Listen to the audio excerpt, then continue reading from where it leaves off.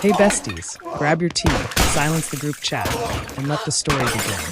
Welcome to OppaTolani Besties Folktales, where Nigerian hearts meet Korean dreams. That if you enjoy cozy stories like this, don't forget to like, subscribe, and join the Besties family. And tell us in the comments, where are you watching from? Minho stood in the wide corridor of the hotel, holding a glass of water he did not intend to drink. Around him, powerful men discussed politics and money, but Minho heard none of it. For 8 years, his life had been silent, even in a noisy room. Since the tragedy that took his fiancée, Minho had felt nothing. No joy, no anger, and no physical desire. Doctors called it trauma. Minho called it being a ghost in a living body. He stood straight, his face cold and empty, waiting for the night to end so he could go home to his empty penthouse. He turned to leave, signaling his assistant, Tae-young, to bring the car. Suddenly, the kitchen door to his right burst open. It was not a gentle opening. It was sudden and violent. A girl flew out of the kitchen as if she were running from a fire. She was looking backward, shouting something at the chef, and she did not see Minho. They collided hard. It felt like being hit by a cannonball. A silver tray spun out of her hands. Fancy appetizers, sauces, and oils rained down on them like confetti. The food splattered all over Minho's expensive black suit, ruining the fabric instantly. The impact knocked the breath out of him, but that was not what stopped Minho's heart. As her body slammed into his, Minho felt a shockwave go through his system. It was instant and terrifying. For 8 years, his body had been a block of ice. But the moment this girl touched him, a sudden, painful rush of heat surged straight to his groin. His heart, which had beat slowly for so long, began to hammer against his ribs. His blood rushed through his veins. He grabbed her waist instinctively to keep them both from falling. Her body was soft and warm against his. The girl looked up. She had wide, panicked brown eyes and dark curly hair that was slightly messy. She was not Korean. "Jesus," she gasped, her hands resting on his chest. "I am so sorry, sir. I didn't see you." Her voice was the trigger. It was not the polite, soft tone he was used to in Seoul. It had a rhythm, a strong Nigerian accent that sounded like music. The sound wrapped around Minho's spine and made his knees weak. She tried to pull away, noticing the mess on his chest. "Oh my God, your suit. I am so clumsy. Please, sir, I will clean it. I will pay for it." Minho did not look at his suit. He stared only at her. His hands tightened on her waist. He knew he should push her away. He knew he should be angry. But he could not let go. His body was awake. It was screaming at him. "Who are you?" Minho asked. His voice came out rough, deeper than usual, almost like a growl. The girl blinked, frightened by his intensity. She looked at his hands still gripping her waist, then up at his dark eyes. I am Tolani," she stammered. "I am with the catering service. It is my first night. Please, I didn't mean to." Minho opened his mouth to speak, but his throat was dry. He wanted to ask her why she felt like fire. He wanted to ask why looking at her made him feel like a man again. Before he could say anything else, a short, angry man in a manager's uniform ran over. "Tolani, what have you done?" the manager shouted. He bowed deeply to Minho. "Mr. Kim, I am so sorry. She is new. She is clumsy. I will handle this." The manager grabbed Tolani's arm and pulled her away roughly. "Move. Get back to the kitchen." Tolani looked back at Minho one last time, her eyes full of apology and confusion. Then the kitchen door swung shut, and she was gone. Minho stood there, covered in food, surrounded by people staring at him. But he did not care about the people. He did not care about the suit. He looked down at his hands, which were still tingling from where he had touched her. Tae-young rushed to his side, looking horrified. "Boss, look at you. I will get a fresh jacket. We should leave." "Tae-young," Minho said, his voice low and dangerous. "Yes, boss?" Minho stared at the closed kitchen door. The heat in his body was not fading. It was growing. "Find out who she is," Minho commanded. "The kitchen girl. Tolani. I want to know everything about her. Where she lives, where she came from, and what she owes." "The server?" Tae-young asked, confused. "Do it now," Minho said, turning to walk away. "I am not leaving until I know how to find her again." The car ride home from the gala was torture. Minho sat in the back of his sedan, staring out at the Seoul skyline, but all he could see was the girl's frightened brown eyes. His body, which had been silent for 8 years, was now humming with a restless energy that refused to fade. He needed to see her again. He needed to know if the spark was real or just a hallucination. By the time Minho reached his penthouse, Taeyong had delivered the file. Name, Tolani Adewale. Age, 23. Nationality, Nigerian. Status, culinary student on a visa. Debt, 47 million won. She was drowning in debt, working 2 jobs just to survive. Minho read the file 3 times. He did not sleep that night. Instead, he made a decision. He sent 24 black roses to her catering agency the next morning with only his name on the card. He watched the security feed from the agency's lobby. He had access to everything in this city, and saw her reaction. She looked confused, then annoyed, and tossed the expensive flowers straight into the trash bin. Minho actually smiled. She was not like the women who usually chased him for his money. That night, at 11:45 p.m., Minho pulled up to a small, brightly lit convenience store in a quiet district. According to her schedule, this was her second shift. He pushed the door open. The electric chime announced his arrival. The store was empty, smelling of instant noodles and floor cleaner. Tolani stood behind the counter, scrolling on her phone. She looked tired. Her hair was pulled back, and she wore no makeup, but to Minho, she looked even more beautiful than she had at the gala. Tolani glanced up. Welcome, Plea. She stopped. Her phone slipped from her hand and clattered onto the counter. Her eyes went wide as recognition hit her. You, she breathed. The man from the gala. Minho walked to the fridge, grabbed a bottle of water he didn't need, and placed it on the counter. He moved with the confidence of a predator, but his voice was calm. My name is Minho. Tolani took a step back, crossing her arms defensively. I don't want any trouble, sir. If you are here about the suit, I don't have the money to pay for it yet. I need time. It is not about the suit, Minho said, sliding a 50,000 won note across the counter. Keep the change. I cannot take this, she pushed the money back. What do you want? I sent flowers to your other job, Minho said, leaning slightly against the counter. Did you get them? Tolani frowned. The black roses? That was you. I threw them away. They looked ominous. Like a funeral. Minho suppressed a laugh. They were a gift. I wanted to apologize for being rude. You are following me, Tolani said, her voice trembling slightly. That is stalking. I could call the police. You could, Minho agreed. But you won't. Because you are curious. And because you are in trouble. He pulled out his phone and tapped the screen, showing her a figure. 47 million won. That is your student debt. You are working double shifts, barely sleeping, and paying interest that will never end. The color drained from Tolani's face. How do you know that? That is private. I know everything, Minho said, his dark eyes locking onto hers. I can make that debt disappear tonight. I can pay it all off. Tolani stared at him, caught between fear and hope. Why? What do you want in exchange? Minho stepped closer, lowering his voice. Dinner. Just one dinner with me. Thursday night. You want to pay 47 million won for dinner? She asked, skeptical. Are you crazy? Maybe, Minho admitted. But ever since you crashed into me, I haven't been able to think about anything else. Say yes, Tolani. One dinner. If you don't like me after that, I will leave you alone. Promise.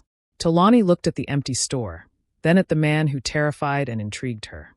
She took a deep breath. Just dinner. Just dinner. Okay, she whispered. Thursday. Thursday arrived with a heavy rain over Seoul, but Minho's driver was waiting outside Tolani's apartment building exactly at 7 p.m. Tolani stepped into the sleek black car, smoothing down her simple black dress. It was the only formal thing she owned. She felt like she was stepping into a lion's den, but the thought of her debt disappearing kept her moving forward. The car took her to a modern building overlooking the Han River. The sign outside was discreet. When she entered, the staff bowed low. Mr. Kim is waiting in the private suite, the hostess said, guiding her to the 3rd floor. Minho stood by the floor-to-ceiling window, looking out at the rain-soaked city. When Tolani entered, he turned. He looked even more intimidating in a navy blue suit, but his eyes softened when they landed on her. You came, he said. I promised, Tolani replied, standing near the door. And I have a lot of debt. Please sit. He pulled out a chair for her. The table was set with enough food for 10 people. Korean dishes, French wine, Japanese sushi. It was excessive. Tolani sat but didn't touch the silverware. I Googled you, she said suddenly. Minho paused while pouring wine. I assumed you would. Murder, extortion, assault. 48 arrests. 0 convictions. She looked at him steadily. You are a mob boss, Minho. I am a businessman, he corrected smoothly, sitting across from her. The news likes to exaggerate. So you are not dangerous? I am very dangerous, Minho admitted, his voice low. But not to you. Tolani laughed, a short, nervous sound. Why should I believe that? You are rich and powerful. You could have any woman in Korea. Why are you chasing a broke Nigerian student? Minho set his glass down. The playful look vanished from his face, replaced by a deep, painful seriousness. Because for 8 years I have been dead, he said. Tolani frowned. What do you mean? 8 years ago, I suffered a trauma. Since then, I cannot feel pain. I cannot feel joy. And my body, it does not work. I have been numb. Frozen. He leaned forward, his eyes intense. Until you ran into me. When we collided, I felt heat. For the first time in a decade, I felt alive. The silence in the room was heavy. Tolani stared at him, seeing the desperate honesty in his eyes. He wasn't looking at her like a predator anymore. He looked like a drowning man seeing a lifeboat. That is a lot of pressure, she whispered. I know, Minho said. I am not asking for marriage. But I cannot let this feeling go. I need you around me. Tolani shook her head. I cannot be your mistress, Minho. I cannot be involved in your world. It is too dangerous. Then we make a different arrangement, Minho said quickly. Don't date me. Just feed me. Feed you. Come to my house. Twice a week. Cook for me. Your food your way. Korean, Nigerian, whatever you want. We eat, we talk. That is it. Tolani narrowed her eyes. 447 million won? Yes. And what else? She asked cautiously. Nothing else, Minho lied, though he wanted everything. No forced romance. No expectations. Tolani studied him. She calculated the risk. And no touching, she added firmly. If you touch me without permission, I leave. Debt paid or not. Minho clenched his jaw. He wanted to touch her more than he wanted to breathe. But he nodded. Agreed.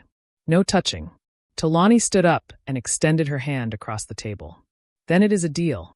Minho stood and took her hand. As their skin connected, the electric shock zapped up his arm, making his heart race.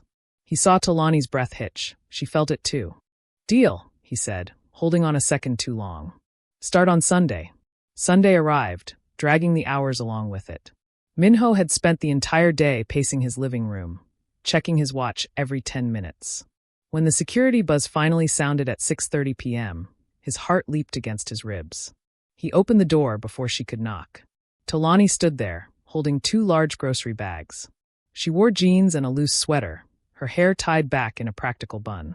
She looked less like a guest and more like someone ready for work. You are early, Minho said, stepping aside. I need time to prep, she said, walking past him. Where is the kitchen? He led her to the open-concept kitchen. It was a chef's dream, stainless steel, marble counters, and German knives that had never been used. Tolani set the bags down and looked around, intimidated for only a second before her professional instincts took over. You can sit or leave, she said, washing her hands. But stay out of my way. I will sit, Minho said. He took a stool at the island counter, watching her every move. Tolani ignored him, though she could feel his heavy gaze on her back. She started unpacking. Red bell peppers, habaneros, onions, thyme, and curry powder. Then came the Korean ingredients, short grain rice and a jar of aged kimchi. What are you making? Minho asked, leaning forward. Nigerian jollof, she said, chopping onions with rapid precision. But with a twist. I am using your rice and pairing it with kimchi. Fusion. Minho remained silent, fascinated. He watched her hands move. They were confident and capable. Soon, the sterile smell of his expensive apartment was replaced by the rich, warm aroma of frying tomato stew and spices. It smelled like life. It smelled like heat. For an hour, the only sounds were the sizzling of the pot and the rhythm of her knife.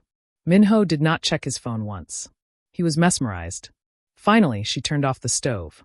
She scooped a mound of reddish-orange rice into a bowl and placed a side of spicy cabbage kimchi next to it. She slid the bowl toward him. Eat, she commanded.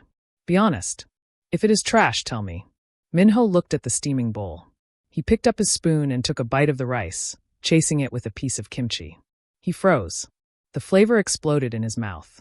The smoky heat of the peppers, the savory tomato, and the sharp, sour crunch of the kimchi. It was chaotic, loud, and perfect. It was the first thing that had tasted like something in 8 years. He ate another spoonful. Then another. He didn't speak until the bowl was half empty. He struggled for the word. Incredible. Tolani let out a breath she had been holding. Her shoulders relaxed, and a genuine smile broke across her face. It lit up the room brighter than the expensive chandelier above them. My grandmother taught me the base recipe in Lagos, she said, leaning against the counter. She always said that food is love made visible. If you cook with a cold heart, the food will taste cold. Minho looked at her, his spoon pausing halfway to his mouth. And what did you cook this with? Nerves, she laughed softly. And maybe a little bit of hope that you wouldn't hate it. I don't hate it, Minho said quietly. He scraped the bottom of the bowl. I think it is the best thing I have ever eaten. For the rest of the evening, the tension in his body settled into a low, comfortable hum. Sitting there, watching her clean up his kitchen, Minho realized he wasn't just hungry for the food.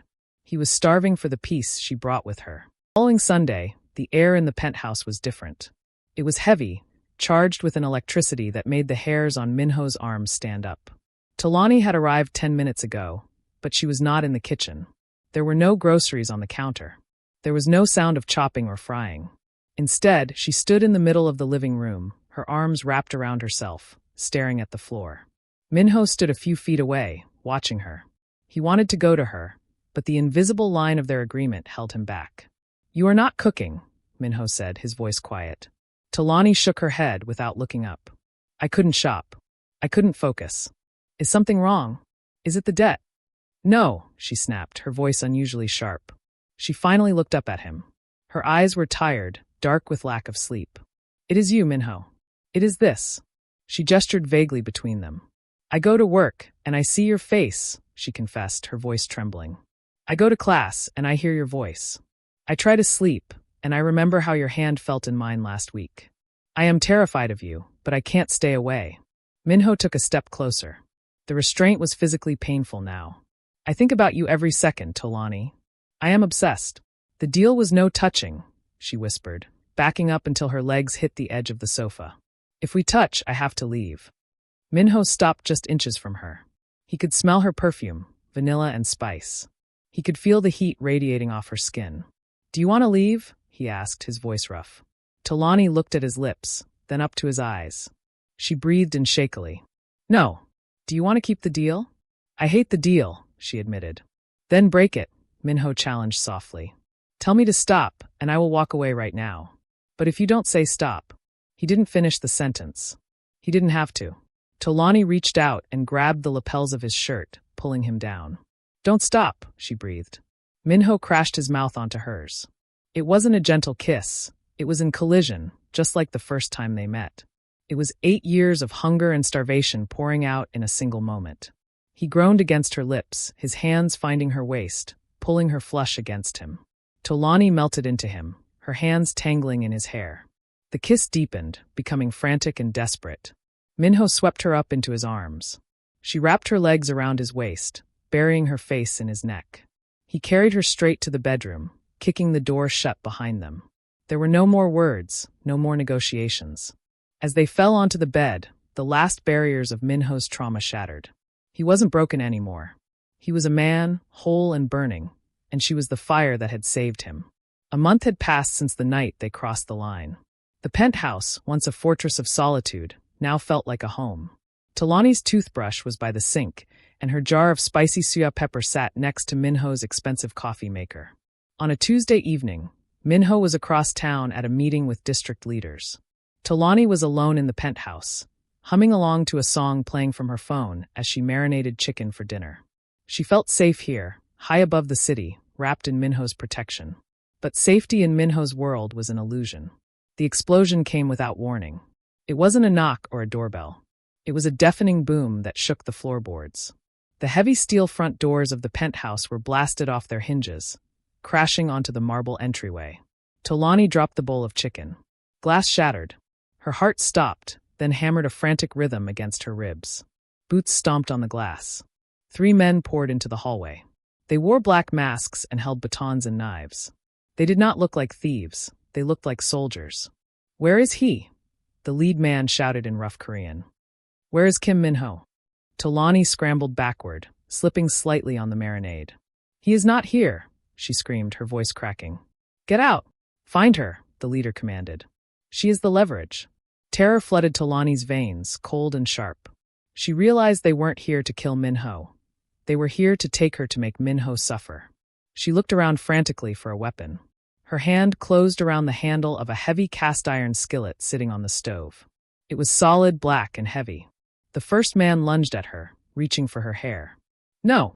Tolani yelled. She swung the skillet with every ounce of strength she had. The heavy iron connected with the side of the man's masked head with a sickening crunch. He dropped to the floor like a stone. The second man hesitated, surprised by her fight. "You bitch!" He grabbed her arm, twisting it painfully. Tolani cried out, but she didn't drop the pan. She bit his hand, sinking her teeth in until she tasted blood. He howled and loosened his grip. Before the third man could reach her, the elevator doors pinged open. Gunfire erupted. Minho's security team swarmed the room. Taeyong was in the lead, firing precise shots. The attackers scattered, but there was nowhere to run. Then, Minho sprinted into the room. He looked wild, his suit jacket gone, his tie undone, his gun drawn. He scanned the chaos until his eyes landed on Tolani. She was backed against the refrigerator, shaking violently, still clutching the cast-iron skillet with both hands. "Tolani!" He rushed to her, holstering his weapon and grabbing her face. His hands were trembling. "Are you hurt?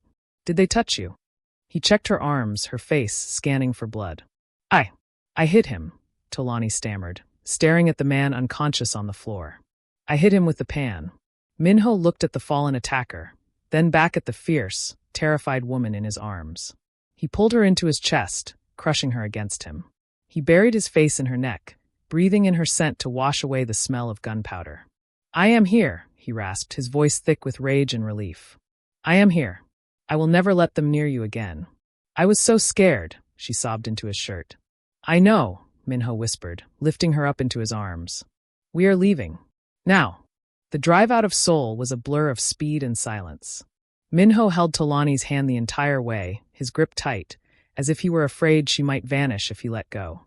The city lights faded behind them, replaced by the dark, winding roads of the mountains.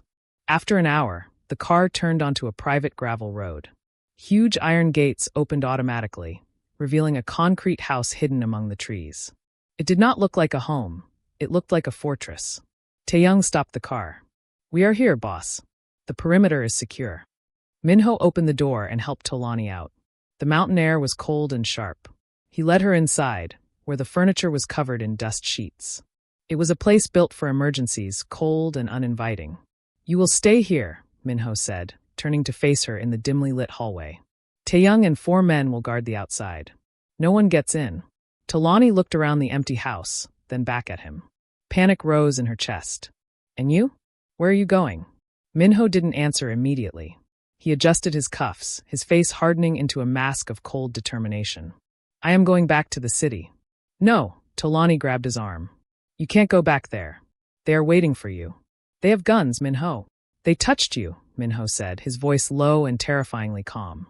"They came into my home. They tried to take you. If I stay here, they will just keep coming. They will hunt us until one of us is dead. So let the police handle it. The police cannot handle this. This is my world, Tolani. And in my world, there is only one way to stop a war."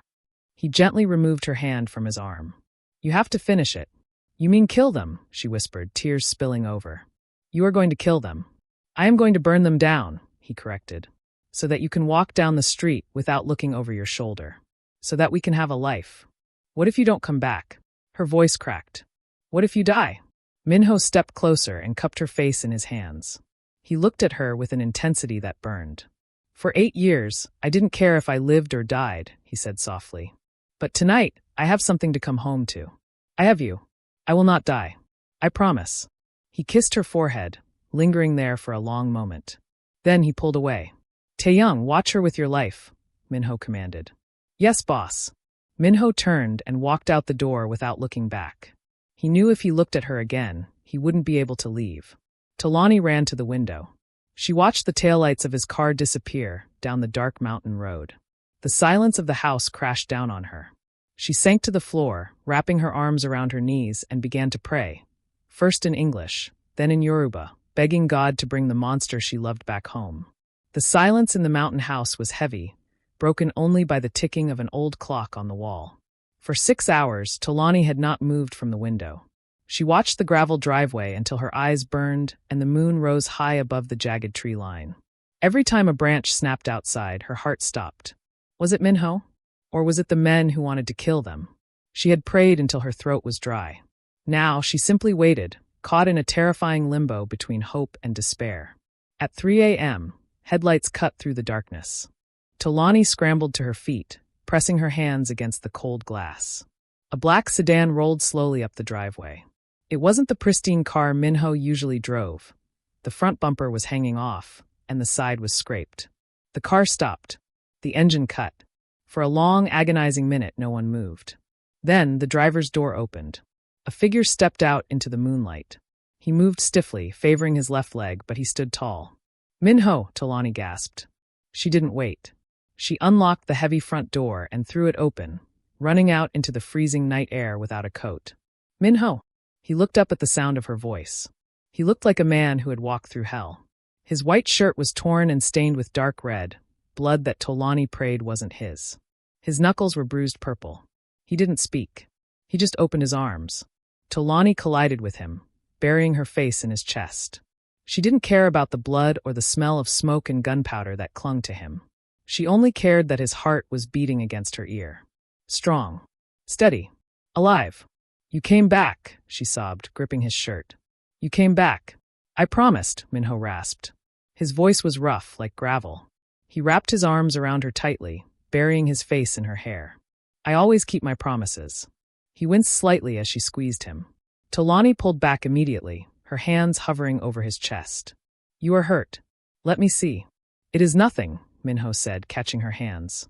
"Just cuts and bruises." "I am fine." "The others?" she asked, her voice trembling. "The men who came to the apartment?" Minho's eyes darkened, the cold predator returning for a split second before vanishing again. "They are gone, Tolani. The rival family, they no longer exist. No one will ever come for you again. It is finished." The weight of his words settled over them. The war was over. Minho looked down at her, his expression softening into something raw and vulnerable. He reached out and wiped a tear from her cheek with his thumb. "While I was there," he said quietly, surrounded by violence, "I realized something. For 8 years, I thought I was fighting to protect my territory. I thought I was fighting out of anger." He paused, resting his forehead against hers. "But tonight, I wasn't fighting for territory. I was fighting to get back to you." Tolani's breath hitched. "Minho." "I love you, Tolani," he said. The words came out simple and sure. "I love you more than I hate them. I love you more than I loved my silence." Tolani laughed through her tears, a sound of pure relief. "I love you too," she whispered. "Now get inside. I am not letting you die of hypothermia after you survived a gang war." Minho smiled, a real, tired, happy smile. He let her lead him into the house, closing the door on the darkness outside, finally safe in the light she created. The seasons changed, washing away the blood and the fear. Winter melted into spring, and by the time autumn arrived again, the past felt like a different life entirely. 1 year later, the Gangnam district was buzzing. A new sign hung over a sleek, modern storefront, Seoul and Lagos fusion. Inside, the air smelled of roasted sesame oil and spicy Scotch bonnet peppers. The tables were packed. Businessmen in suits sat next to tourists, all sweating and smiling as they ate Tolani's signature spicy stew. Tolani stood at the pass, wiping her forehead. She was tired, but it was a good tired. She wasn't cooking to pay off a debt anymore. She was cooking because it was her dream. Her staff moved quickly around her, plating jollof rice next to galbi ribs.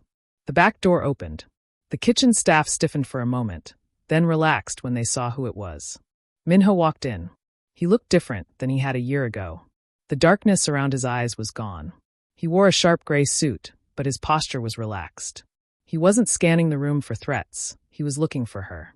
He walked up behind Tolani, wrapping his arms around her waist and resting his chin on her shoulder. "The food critic from the Times just left," Minho whispered in her ear.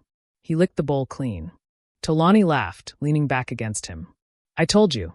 Spice is the secret to happiness." "I thought I was the secret to happiness," Minho teased. "You are a close second," she smiled. She turned around in his arms, wiping her hands on her apron. The kitchen noise faded into the background as she looked up at him. "Minho," she said softly. "Yes, we need to talk about the penthouse." Minho frowned slightly, concerned. "Do you want to move? I can buy you a house in the hills. Or maybe back in Nigeria." "No, the location is fine," Tolani said, taking his hand. She guided it gently until it rested flat against her stomach. "But we are going to need a nursery. And maybe soundproofing for when the baby cries." Minho froze. The sounds of the restaurant, the clattering pans, the shouting chefs, seemed to vanish. He stared at his hand on her stomach, his mind racing to catch up with his heart. "Tolani," he breathed, his voice barely audible. "Are you?" "Yes," she nodded, tears pricking her eyes. "You are going to be a father." Minho didn't speak. For a second, he looked terrified. Then a smile broke across his face, wide, unguarded, and radiant. It was the smile of a man who had been given a second chance at life. He grabbed her by the waist and lifted her off the ground, spinning her around right there in the middle of the kitchen. "A baby," he laughed, burying his face in her neck. "We are having a baby. Put me down, you crazy man. People are watching." Tolani laughed, hitting his shoulder playfully. "Let them watch," Minho said, setting her down but refusing to let go. He held her face in his hands, looking at her as if she were the only person in the world. "I felt nothing for 8 years, Tolani. I was a ghost. And now I have everything." He kissed her, deep and full of promise. Outside, the city of Seoul glittered in the night, but the brightest light was right there in the kitchen, between a former mob boss and the chef who saved him. "All right, besties, that's enough emotions for one night. If you survived the feelings, don't forget to like, subscribe, and tell us where you're watching from. Until the next story, refill your tea and take care.